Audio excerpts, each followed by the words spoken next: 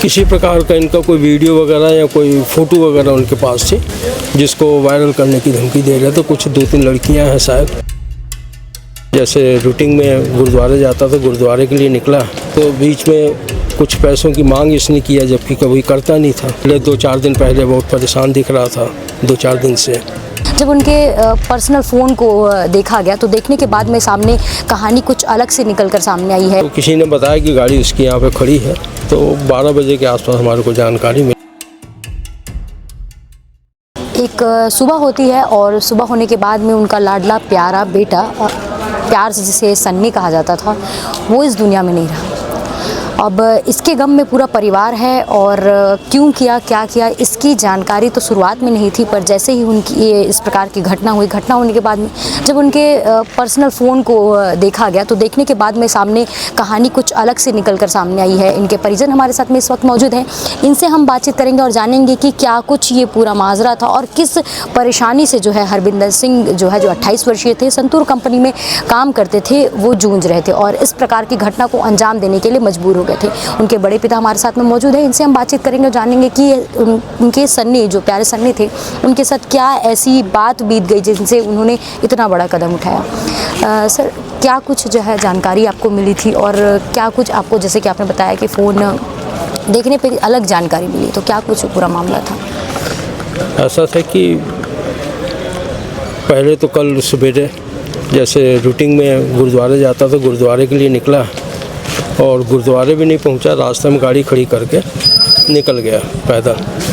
तो किसी ने बताया कि गाड़ी उसकी यहाँ पे खड़ी है, तो 12 बजे के आसपास हमारे को जानकारी मिली। तो 12 बजे के बाद उसका हम लोग खोज खबर शुरू किए और वैशाली नगर थाने में गुमशुदा की रिपोर्ट भी दर्ज कराने गए थे। और रात को करीब लगभग 11 बजे के आसपास पावर हाउस रेलवे स्टेशन से हमारे को जानकारी मिली कि कोई केस जैसी कोई घटना हुई है। तो तब जाके हमने रात को आके जब लाश को देखा तो हरविंदर के रूप में उसकी पहचान की। जी भैया, जैसे कि आपने बताया कि उनका फ़ोन चेक किया गया तो कुछ अलग कहानी निकल कर सामने आई, रीज़न कुछ पता चला आपको, तो ये कब आपको जानकारी हुई? फ़ोन कहाँ पर था उस वक्त, क्या स्थिति में फ़ोन मिला, आपने देखा, क्या कुछ मिला उसमें?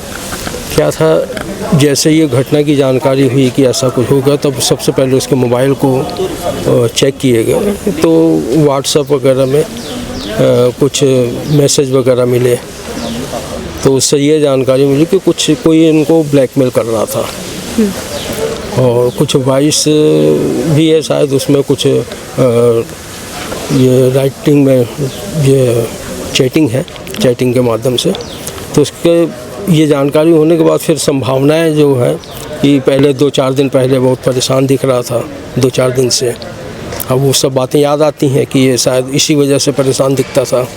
उसके बाद बीच में कुछ पैसों की मांग इसने किया, जबकि कभी करता नहीं था। अपने भाई से करीब 2000 रुपये लिया, 1000 रुपये अपने चाचा के लड़के से लिया और उसके बाद वो पैसे को किसी को ट्रांसफ़र किया इसने। और उसके बाद रात को 11 बजे के बाद 11 बजे करीब आया, घर में खाना ना खाया है तो काफ़ी परेशान में दिख रहा था। और सवेरे उठ के ये जाके उसने घटना घटित कर दी। ये जैसे कि आपने बोला कुछ वॉइस रिकॉर्डिंग थी, कुछ चैट्स थे, तो किस प्रकार की धमकी और ब्लैकमेलिंग उनको की जा रही थी, क्या बोला जा रहा था? तो किसी प्रकार का इनका कोई वीडियो वगैरह या कोई फ़ोटो वगैरह उनके पास थी जिसको वायरल करने की धमकी दे रहे थे। कुछ 2-3 लड़कियां हैं शायद और 2-3 लड़के भी हैं उसमें। और सवेरे आज उनसे कांटेक्ट करने की कोशिश की गई चैटिंग के माध्यम से, तो उन्होंने पैसा डालने के लिए बोला। मतलब जिस दिन वो गुरुद्वारा पहले माथा टेका उससे पहले उन्होंने यही बात कही है? हाँ। आपने सुना कि क्या बातें निकल कर सामने आई? अक्सर हम सुनते हैं खुद को ख़त्म करने वाली खबरें, तो उसमें तमाम जो सवाल है वो क्वेश्चन मार्क की तरह रह जाते हैं, पर यहाँ पे जो जवाब है वो भी निकल कर सामने आया है। पर इनके पिता हैं तो इनके पिता से बातचीत करेंगे और जानेंगे कि किस प्रकार की कार्रवाई की मांग अब करते हैं, क्योंकि एक गुट जो है ब्लैकमेल उनके बेटे को कर रहा था, जिस प्रकार से प्राथमिक दृष्टि से आई है, उसके बाद उनके बेटों ने इस प्रकार का कदम उठाया। आप उनके पिता हैं, प्यारे थे, लाडले थे घर के, तो क्या चाहेंगे आप, मतलब किस प्रकार की कार्रवाई जो है उनके खिलाफ होनी चाहिए? हम तो ये चाहेंगे, हमारा बच्चा तो वापस आएगा नहीं, हम ये चाहते हैं कि आगे और किसी का बच्चा ऐसे मत हो, कोई मरे मत, कोई ये मत हो।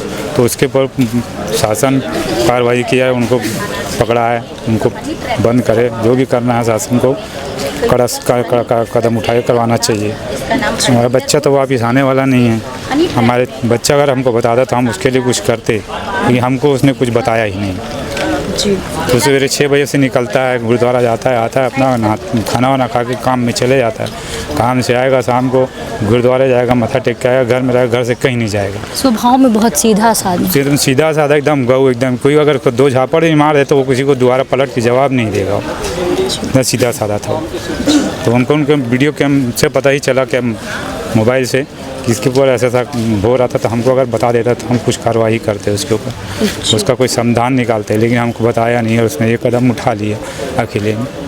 अब हम शासन से ये चाहते हैं कि उनके आगे और कोई किसी का बच्चा मत ख़त्म हुए से उनके ऊपर कार्रवाई की जाए। तो आपने सुना कि किस प्रकार से जो सन्नी थे घर के लाडले तो थे ही, लेकिन साथ में स्वभाव उनका काफ़ी नरम सीधे मिजाज के थे। केवल सुबह की उनकी शुरुआत गुरुद्वारे से होती थी और घर में जो है माँ के खाने के साथ में उनका दिन ख़त्म होता था। लेकिन उसी बीच में किसी के ब्लैकमेलिंग का शिकार जो है सन्नी हो गए और इस प्रकार की घटना को देने के लिए मजबूर हो गए। उनके पास कोई चारा नहीं बचा था, कोई ऑप्शन नहीं बचा था, वो इस प्रकार से प्रताड़ित हो गए थे। परिजन कह रहे हैं कि उनके फ़ोन रिकॉर्डिंग से कुछ वीडियोस, कुछ फोटोज़ और तमाम ब्लैकमेलिंग के चैट लिस्ट जो है सामने आ रहे हैं। अब इसको लेकर परिजन एक मांग कर रहा है, गुहाई कर रहा है कि जिन्होंने भी उनके बेटे को इस प्रकार से प्रताड़ित किया है और इस काम करने पर मजबूर किया गया है, उन पर कड़ी से कड़ी कार्रवाई होनी चाहिए। बेटा तो वापस नहीं आ पाएगा, लेकिन न्याय जो है परिवार इस वक्त मांग रहा है। इसकी लगातार अपडेट हम आपको दिखाते रहेंगे। फिलहाल बने रहिए KP न्यूज़ के साथ में। धन्यवाद।